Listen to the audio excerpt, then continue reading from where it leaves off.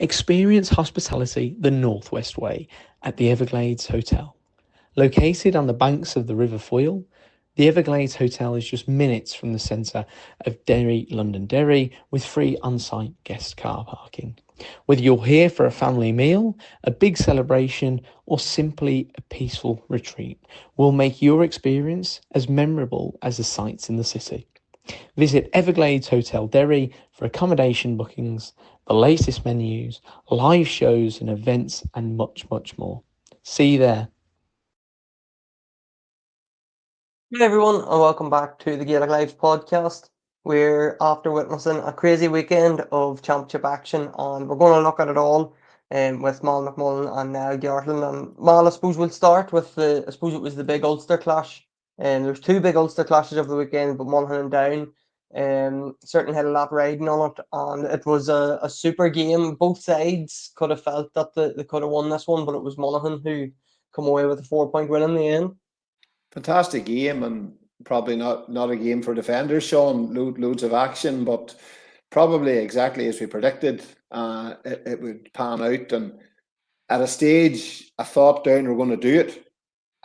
They had got quite a wee bit right. They had went man on man all around the pitch on Rory Beggan, and they always seemed to have a man in behind that Beggan wasn't able to kick over the top.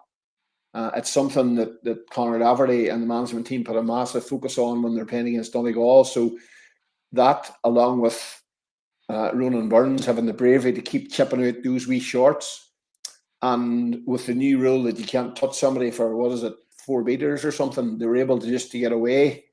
And the pace that Down have, we spoke on here quite a bit about it, and they just ran through the middle, and it sort of looked for a lot of the first half that they were gonna win it, and then at a stage in the second half it was the same. But I suppose the big talking point is obviously Jack McCarron's goal, which from looking back on it is a really bad call, to be honest.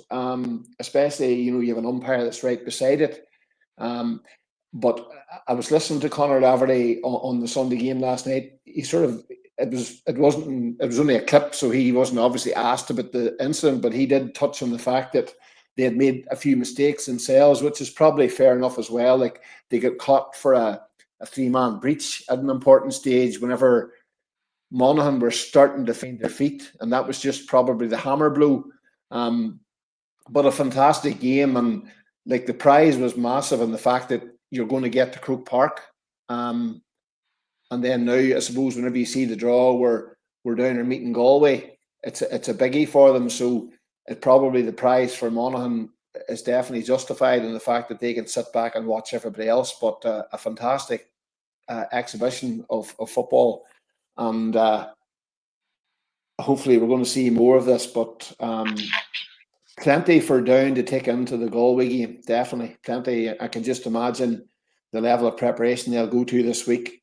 But the thing about it is you don't have much time. You literally have to shake yourself down and go again. But brilliant stuff. And I suppose Pat Havern was kicking points for fun, and Oran Murdoch had a fantastic game for Down. I felt, I know we're touching on a lot of games this morning. We probably don't go into a lot of detail on them all, but just Down brought so much to it. And I think I can't remember who said it yesterday, so apologies if I've taken their statement, but they claim they're one of the most improved teams in Ireland, and it's probably not. It's probably a good enough shout. Like they got relegated, but they didn't wallow in it. They just got on with it, and they've stuck at it. And then I suppose from Monaghan's side of things, Sean, like Micheál Bannigan's finish, it was brilliant. And there was pressure on, and like Ronan Burns is a phenomenal shot stopper, and he was able to squeeze that shot in, and but they will take, I suppose, solace the fact that they did dig themselves back into the game. They will definitely take a lot of pluses from that. But maybe in the end up, it was just a wee bit more craft in the right places just for Monaghan. And I suppose maybe just from maybe playing a higher level of football, and maybe that's lazy analysis to say that, but perhaps that's what it was. But Down have loads to take into this weekend out of it, and brilliant game. Yeah, now Mal touched on the wee bit of craft maybe from Monaghan, have like the Jack McCarron coming off the bench and Darren Hughes, but Jack McCarron, we spoke about his goal. He did touch the ball on the ground, like the slow mo shows that, but he had such a big impact. He scored the goal. He was out catching kickouts. He was setting up plays, and that probably that wee bit of big game experience stood to Monaghan, and that's where down they're just going to have to learn that over the next weeks and months and years. Yeah, I suppose we've seen Jack's class already this season in the Division 2 final. I recall he made a massive impact that day when he came on from the bench. Very classy operator, but if it was a down fan, I wouldn't be too despondent today. Anyway, they're making massive progress, and they've not we'll not talk too much about upcoming ties today, but they've basically a bit of a free hit against Galway next weekend. So it's good times to be a down fan as well. Sure. Yeah, it certainly is, and Newry will be rammed, I'm sure, at the weekend. And just before we move on, we're going to hear from Ryan McAnespie, Jack Madden from the Farney Army podcast. Spoke to him after the game, so we'll hear from Ryan and we'll move on to the rest of the games. I suppose just congratulations first of all, Ryan. Hell of a game of football. How satisfying was that second half performance? Yeah, no, it was a great game now. I suppose when you're looking to score, there was 63 points scored and 3 goals there as well, so it was up and down, so it was entertaining to watch. But playing now is definitely energy sapping, but I suppose we knew that was coming into the game that Down would give us that good game of football, and we just had to match it as well, so thankfully we did. I feel the second half obviously Monaghan had a nice control in that final quarter. It was really helter-skelter before that, and you obviously had played nearly the full 70 minutes. You've had your injury struggles. Just how good does it feel to be back in the middle of those kind of championship battles? Yeah, no, I suppose that's where you want to be. You could be on the bench and you could be watching it too, but when you're out in the thick of it, that's where you get the enjoyment out of it. So I suppose just trying to get out there and consistently trying to get playing, but he said there, no, we definitely try to control it a wee bit more now. We knew we couldn't keep that pace up and down the whole half, so we sort of slowed it down maybe a wee bit maybe in the second half when we got up to their forward line, but our own forward line, sorry, but no, it's definitely good now when you're out playing. Again, he said that's where you get the enjoyment of it, so it's just keeping it on the pitch. How did you feel as you're going at half time? Because early on, obviously, Ryan Wiley got 2 massive blocks, and it felt like Monaghan were really up to the pitch of it. Then Down obviously come back and jump the goal, a few different things. What was said at half time, or how did you feel as you're going? Yeah, no, we were happy at up, suppose. At half time, we know we were point down. In terms of forward play, we were scoring well. It was just probably defensive. We were very open. Again, we conceded a couple of goals maybe just from running through attack, so we knew if we could sort of close up that in the second half and continue what we were doing up front, we should be fit to hold out, and thankfully we did. Now we didn't concede any goals in the second half, so that was one of our big targets, and that's where we got us over the line. Did this Monaghan team pride themselves on being one of the highest scoring teams in the country? Okay, when you look at some of the forwards we have now, again, we have some of the top forwards in Ireland at the minute, and I suppose we like playing that open football, and we have a lot of pace in our forwards, so we sort of play probably an attacking style football in Division 2. I suppose most teams in Division 2 are playing that sort of style, so we're trying to stick to that. And it's definitely working at the minute. It's on to a quarter final now in Croke Park away. It's how exciting is that? It is, definitely. That was one of our probably targets. Sorry, just get back to Croke Park and then take it from there. But again, coming into this group stage, we just took every game as it came and knew that every game was going to take its own challenges. So just try to get through each one. And thankfully now we've got 3 from 3. And we're back in the quarter final. So now it's exactly where we want to be. Again, the week off now will give us a bit of time recovery as well, so it's massive now getting into the quarter final. Another big day to look forward to. Yeah, thank you, Ryan. Group 1 was really where it was at the weekend, and Mal will talk about Donegal and Mayo first again. Probably going to reference this a couple of times, but another cracking contest that right down to the wire, right after the hooter, really.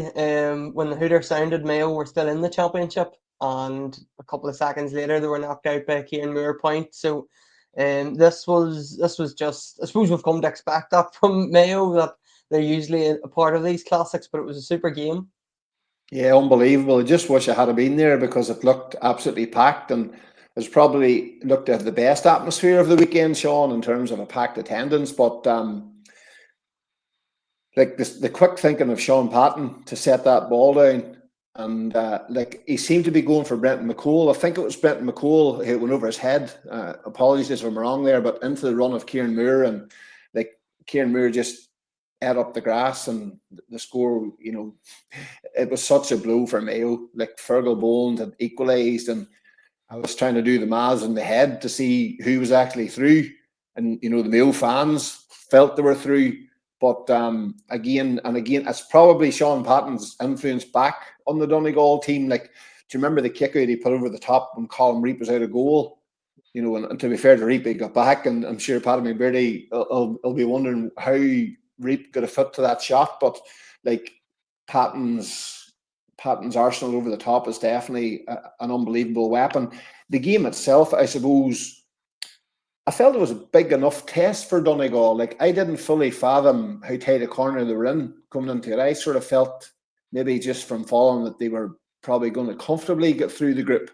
But I suppose I would have a big value on what Keelan McGonigal brings to the centre of their defence. And with him gone, and then Peadar Mogan picked up a black card, I thought to myself, you know, do Mayo make them pay here? But Sean, like, I don't know, you maybe needed to be at the game to fully experience it, but like, I couldn't understand why Mayo didn't kick the ball more into Aidan O'Shea. And maybe, to be fair to Jim McGuinness, he maybe gambled there. Like, Keelan, there's too many Keelans. Keelan McColgan, he went in to pick him up, and he's not an overly high fielder. He's more a forward by trade. But Jim seemed to gamble on this, and like only they will know if that's their approach. But then he was making runs up the field and on the overlap, and Mayo's weren't able to deal with that. Like, I thought McColgan's point probably typified the difference in the two teams, where there was a kick pass in the middle of it as well. But just a couple of things. Like, the most experienced man on the pitch, well, obviously Aidan O'Shea for Mayo as well, but like Michael Murphy, he gives away the ball. Like, the last man on the Donegal team you'd expect to make that level of a mistake, and it ended up in the back of the net, and Brenton McCool ended up running to the goalpost trying to scramble something. I remember saying to Pauline at the time in the living room, I says, look, this is some test for Donegal now, because they've relied on Murphy. Now Murphy has made a mistake. Who is going to step up? And Dara Whale, with an absolute, I don't know how long it took to come out of the Roscommon ski for the 10th 2-pointer of the game, and all of a sudden Mayo's goal was gone. You know, and then they missed so many chances after a spell when Donegal were wasteful. But, you know, as I say, Mayo's lead was gone in no time, but at the same time, Donegal couldn't put them away. And I thought Sean Patton was exceptional, absolutely exceptional. He made a double save one time that, I don't know how he got hands on the rebound. I can't actually remember who was in on the rebound. I think Jack Kearney was the first shot, but yeah, he made a couple of saves that were so important. And then obviously there was a high ball in the first half come in where he caught it, and it's something he's been very good at this year in his aerial ability.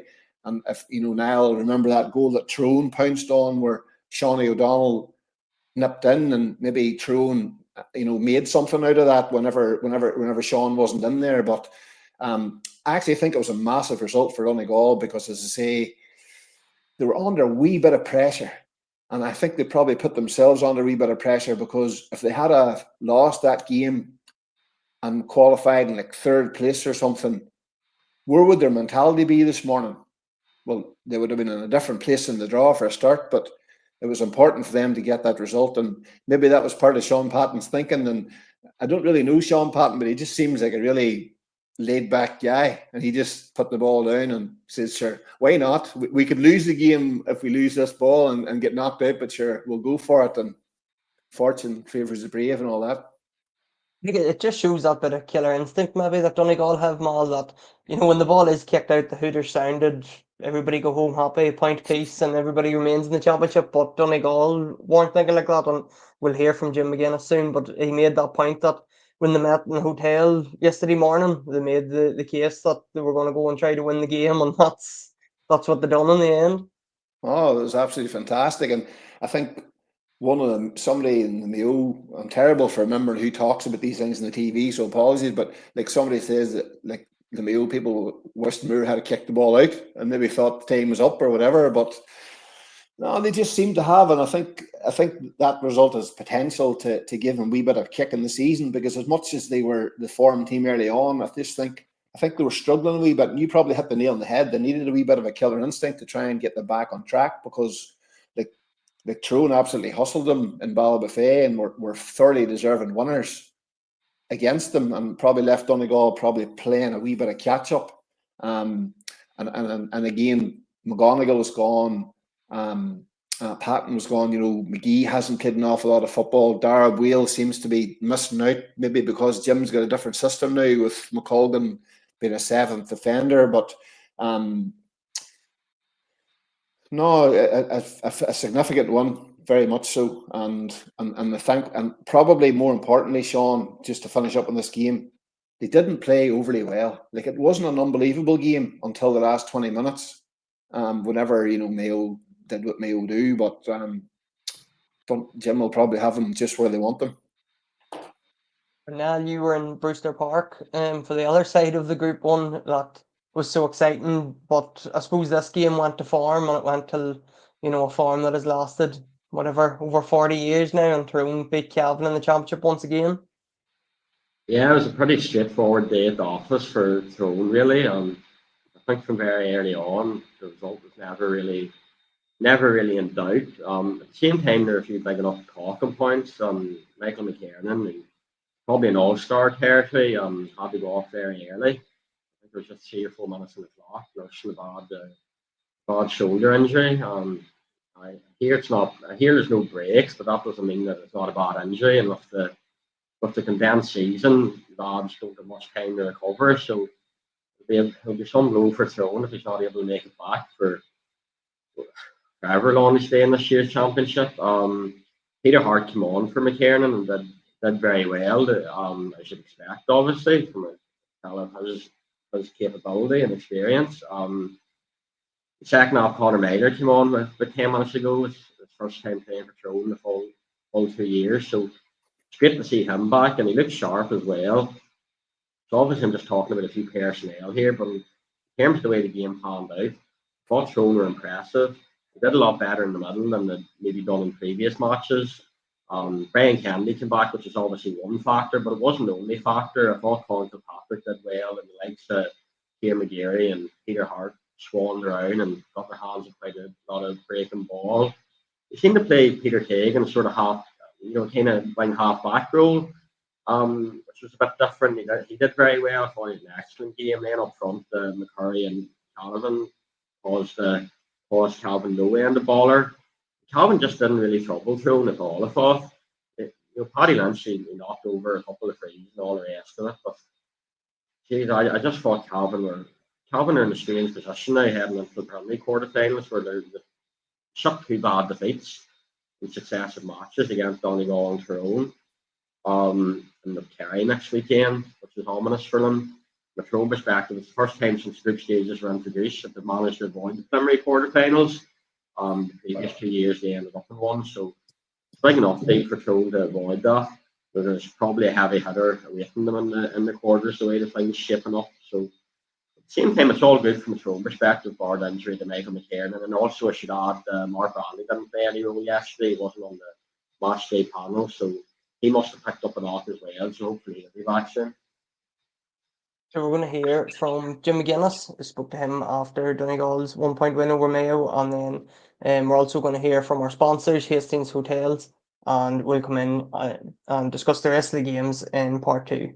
We spoke in the hotel this morning about the fact that we were just going to go and we were going to play and we were going to try and win the game, and that's what we did. We stuck to the plan, if you like, and that was very important. And I don't know, Kieran had no context of what was happening, I suppose, in terms of groups and anything else, but we said that we want to try and win this game. That was the number one thing, because we had to try and win the game. We didn't know what was going to happen in the other one, and with another game next weekend, and we would get ready for that now. So from our point of view, there's a couple of phases here, and that's the first hurdle, if you like, and we're delighted that in those clutch moments that we were able to hold our head and get over the line. We've seen these games before. They're always going to be that way. It's very attritional. It's very physical.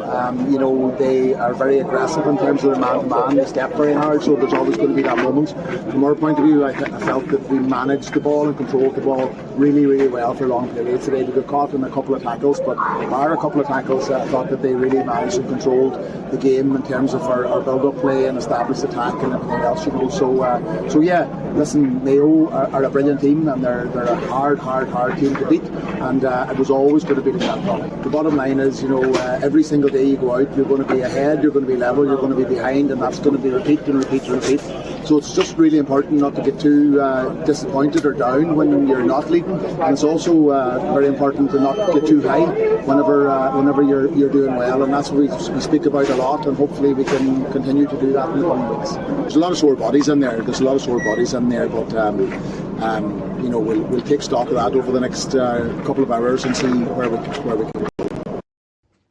Experience hospitality the Northwest way at the Everglades Hotel. Located on the banks of the River Foyle, the Everglades Hotel is just minutes from the centre of Derry, Londonderry, with free on-site guest car parking. Whether you're here for a family meal, a big celebration, or simply a peaceful retreat, we'll make your experience as memorable as the sights in the city. Visit Everglades Hotel Derry for accommodation bookings, the latest menus, live shows and events, and much, much more. See you there. So moving on to Group 4 then, and Mal, I know you were in Uri for Dublin and Derry, and probably we're leaving this group to the end, but this was probably the biggest game of the weekend, just given the ramifications of what could happen, and ultimately it was Derry who crashed out of the championship. Definitely, but just before we go into the game, Sean, I just want to mention something here. Like, there's a girl, Ashley O'Neill, who passed away over the weekend, from Banner. Massive GA family. Her mother Breeds is heavily involved in the county board and would organise all the fixtures, and there was obviously a minute silence before the game, so thoughts with everybody in the family. And she'll be sadly missed around Owen Begg, somebody you would always see if you're at a club championship game, sorting you out with team sheets and all that sort of stuff. So as I say, she's been buried today, so thoughts with that family first and foremost. But on the game itself, Sean, as you say, it was the biggie. It definitely was, and it had that feel about it. And I think probably going into the game, Dessie Farrell's selection probably said that. He did mention after the game that he toyed with the idea of leaving Con as an impact sub, and then he realised, well, if they bring him on and he breaks down, they waste another sub. But I think it was more than that. I think they realised they needed him. Like the 5 points he scored versus like you saw them against Armagh, where they just lacked that composure. And even the fact of, from the throw-in, like he engineered 2 points off of Coffey Burns, winning the throw-ins for scores. But probably the big impact was that it forced Derry's hand. Like, Brenton Rodgers had to play full back. Some people might say it was robbing Peter to pay Paul, but with Derry's defenders not having that level of experience, Con demanded that respect. So that's probably how important they felt.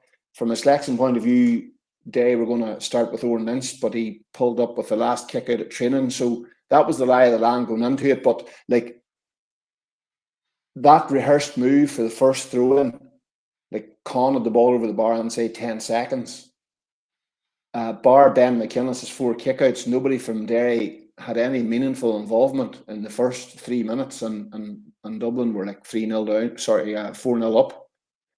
The only time they actually got hands on the ball was Kieran McFall, and Dublin absolutely hounded him down. It was obviously like a statement moment, and then their fans are behind that goal, and as the points were going over, you just got a felt. And all I could think about was what they would have worked on during the week in terms of those misses against Armagh, and they didn't miss much in those early stages. The other debate going into it from Dublin's point of view, Sean, was like, I think, was it Armagh won 6 out of his first 10 kickouts, and Michael Kennedy in our podcast during the week had talked about the fact where it was a concern for Dublin. He found a man 17 times out of 20, and that was just the difference in between the teams. Like, Brian Hurd was immense, Kieran Kilkenny was immense, and big O'Coffey Byrne. So that was their platform. But for Derry, they absolutely threw everything at it. They definitely did. They played for each other, they played for the management, they played for the jersey, and gave so much to it. But I think they might have expended so much energy trying to get back into the game after going 4-0 down, to be fair, the 3-pointers kept them in it to a certain extent, but Shane McGuigan's accuracy was unerring in that first half. And then Derry went 8-6 up, which was significant, but then Dublin then went 11-8 up. Probably the turning point in that half was a kick out to Dan Higgins, and between him and O'Coffey Byrne, they sort of caught it, but that meant it wasn't a mark.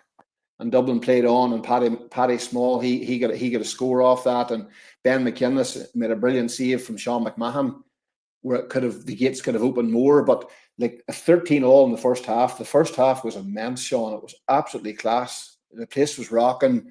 The fans were out on the pitch at half time. You're thinking, give us more of this type of football. You just wonder what would it be like to play in something like that. It was just on the edge, and like Dublin knew how big a game that was. And then on the second half, they did the same throw in. Con O'Callaghan over the bar, and then they built up a 5-point lead. There was a couple of turning points in it.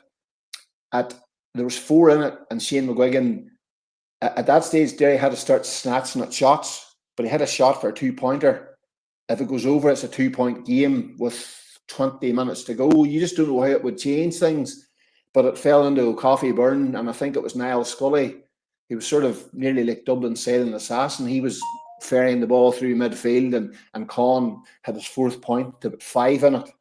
So that was a swing, a significant one. And then finally on the actual pattern of the game, Brendan Rodgers had a shot with 4 points in it. If it goes in, it could have changed how things went. And then Lachlan Murray had sort of a half chance on it. But probably the big factor is, as I say, like Dublin won 33% of Derry's kickouts and only lost a couple of their own towards the end. And that was the factor. And when you read those stats, the fact that Derry were only 2 points down with the last kickout, you're thinking to yourself, they got a lot of it right, but not enough. And I suppose it's been a story of the season, really. But they've exited the season. They're the only Ulster team out of the championship at this stage, apart from the Tottenham Cup. So it's a big blow, it definitely is. But Dublin, I'll still give the All Ireland a shake. Yeah, no, I think that's the thing coming out of it is Dublin are still well within this All Ireland series, and with Con O'Callaghan back, they'll have a big say before the season's out. That's it. They're one of the best forward lines in the country, and I was very impressed even just by their intensity. I thought they really tore into Derry, and yeah, speaking as a home man, I'm not sure I'd fancy meeting them in Croke Park in a couple of weeks' time. Yeah, it wouldn't surprise me at all. They won another All Ireland, to be honest. So. Yeah, they're definitely going to have a big say. There's no doubt about that. I suppose on the Armagh game, I know this game had no real bearings on Armagh. They were already through to the All Ireland quarter final, but Kieran McGeaney made his intentions clear. He wanted to go and win the game. Now he did rest the likes of Rory Grugan, Ben Creeley, Oisin O'Neill weren't part of the match day panel. Oisin Connolly and Stephen Campbell didn't start, so they were down a few of their main players, Armagh, but you couldn't tell in the first half. They were absolutely brilliant. Couple of brilliant 2-pointers from, I think, Ethan Rafferty hit a 2-pointer early on. Now Grimley got one. They were shooting the lights out, while at the other end, Shane Walsh chipped in with a couple of scores, but missed probably as much as he scored. There was the 2 penalty calls as well. Rafferty saved the first one, and Rob Fernedy popped the second one over the bar unintentionally, I think. So that was Armagh 15-7 clear at half time, and you were thinking, Armagh's flying here on Galway. I think it was 13 each ball in Newry. So yeah, we were praying in Newry, Sean. I had the rosy beads out. I must have lost them in the second half. At that stage, it was Galway's going to exit the championship here, but right from the second half, once the ball was through and they come flying out of the traps, and I suppose it comes down to they had something to play for, and while Armagh still wanted to win the game, I suppose that's always in the back of your head that you don't have to win the game. And to be fair to Armagh, they didn't relent. Galway were brilliant, but Armagh come right back into it. There was a stage, I think they got 5 points in a row just to keep themselves in front. Stephen Campbell come on and got a point. Shane McPartlin come on and got a point. Cian Campbell was brilliant throughout the game. So was Rafferty, come up and got a couple of scores. We got 7 points in total. But McParlin's score leveled the game, and it looked like a draw was going to be the fair enough result. And again, after the hooter, Galway played for the hooter, they were waiting, held the ball, and it was probably experience against inexperience. Paul Conroy had it, and Tomas McCormack come charging in to dispossess him. And Paul Conroy just, I'm not saying he bought us free, but he knew it. He was that wee bit of experience, just helped. And Shane Walsh deserved to be the hero on the night. He was exceptional. I said in the first half he missed maybe as much as he scored, but he stood up, and I think it was 9 points he finished with. So it was deserving that he landed the winning score, and it means Galway are off to Newry this weekend, and Armagh they were in the quarterfinals anyway, so it made no real difference for the game, how the game finished, because they were top in the group anyway. So that's all on Group 4. We're going to hear from Paddy Tally now. Mal caught up with him in Newry on Saturday night, and then we'll be back with our highlights. Yeah, really good game again. We're just wanted to close it out. I think we were pretty good for most of the match, but a poor start. But then by half time, we looked really back in it. There was a crucial time in that second half where Dublin got out to 4, or maybe up to 5 points. We missed a couple of opportunities. We missed a goal chance in there. I think if we had got the goal chance of Brandon to the wide, that was a crucial time. I think it would have lifted the team. I think it might have turned the game for us. But no real complaints. Can't complain. The players play as well as they possibly could. That's it. Paddy, you were 4-0 down before you got a hands on the ball, which was a difficult thing to deal with. Like Coffeyburn won the throw in, but you've got a grip. So you must have felt you're in a decent spot at half time. The rest of the first half, I thought we did. I thought we played really well after that. I think it was such an intense game of football out there. Like, a ball could break either way, and there was a tackle or a turnover or something that was going. We didn't miss much. I think. Like, I don't know, did we kick a wide in the first half at all? We're so one wide, one each half. Our efficiencies are very, very high, and I don't know what Dublin's were, but it was a game like where there was so much going on out the field that there were so many times where a ball would break and there was a spill and there's a tackle and there's a turnover. It was a proper game of championship football, and you can see both teams were fighting for it tonight. But I think they were slightly better than us when it comes to creating chances. They were able to get a few scores off a bit easier than maybe we did. That spell after half time where they went clear, I think it was 20 points to 15 at a stage. So that was that the key moment you're talking about? I think so. After half, when they went to that 5-point lead, and they really dominated that part of the game, and we seemed to miss a few chances during that time. We just took maybe a few wrong decisions, and that's how fine the margins are in there. At that level, you got to be on your game all the time. But we fought right back to the end, and we'll go back to 2. In that time, we had a couple of goal chances. I think Brandon's was a major one. If that had went in, I think it was a big turning point. I think the one at Loughlin sort of snapped the one towards the end there. Maybe he was a bit rushed on his left foot. But it's fine margins. Finally for me, Paddy, you touched on the effort of the players. Conor Glass he was everywhere for you. Did that typify what you brought to this All-Ireland series? I think so, and if you look at it, I think a lot of the experienced players like Brendan, Conor Glass, Conor Doherty, Ethan Doherty, Shane, them boys were outstanding tonight. Paddy McGrogan, and Paddy's just come back of a cruciate last year. He actually was a year over his cruciate at the stage. He come back that early, but what them boys give to the jersey tonight, you can't ask for any more. And that's the sort of the spirit and the character you want in that team. And I think they'll be sore. We'll be sore for a few days here, but the outlook looks really good. Them young fellas that come in, Paddy McGurk, for example, in his first year, Ryan McAnespie coming on there, Rory Forbes coming in tonight, Ceathair McMonaghan will come in. So you're always looking towards building a squad as well, because that's one thing Derry needed to do. Conor McCluskey going back in tonight was massive for us. That's his first boys kick since last June, since he's had 2 operations, and all been well. Those boys will be back fit next year for a proper athlete. So we'll move on to our highlights, and just before we do, we now know the preliminary quarter-final draw for the All-Ireland series. So we'll take a look at it. Donegal have home advantage against Louth. Cavan are on the road; they're heading to Kerry this weekend. Down will play Galway in Newry, while Dublin take on Cork. The semi-final draw for the Talton Cup was also done this morning, and it pairs Fermanagh against Kildare, while Wicklow take on Limerick. And obviously Fermanagh are the only Ulster team remaining, but we have Aidan O'Rourke involved with Kildare, and Wicklow are managed by Oisin McConville. So plenty of Ulster interest in the Talton Cup, Mall, and Fermanagh probably got the toughest draw going. It's a tough draw, it certainly is, but I suppose the same old story when you get to the last four, it's always going to be a crunch game. And I suppose Fermanagh deserve an awful lot of credit, because like that day after they lost to Down, I remember Kieran Donnelly didn't even want to talk about the Tottenham Cup. He was that shell shocked, and then they lost to Carlow, and there's probably been a bit of doubt in there, thinking where are we going, but they dug out result after result, and all of a sudden they got to the knockout stages. And I think got off to a bad enough start. I think Shane McGuillan got a point fairly early on, but Niall Murphy got a messy enough goal for Sligo. I think it put them 1-5 to 4 points up. And you just wonder, were they starting to question themselves? But Ryan Lyons, Garvin Jones, men who've led for them all year. Connor Love has been exceptional for them. They all got scores, and all of a sudden they were back in the game. A big 2-pointer from Ronan McCaffrey. I think it might have been his first of the season. All those wee things helped, and they were playing on their home patch as well. And just from watching some brief highlights last night, Pat Spillane seemed to kick a couple of points late on, but by that stage they had done enough. But a significant result.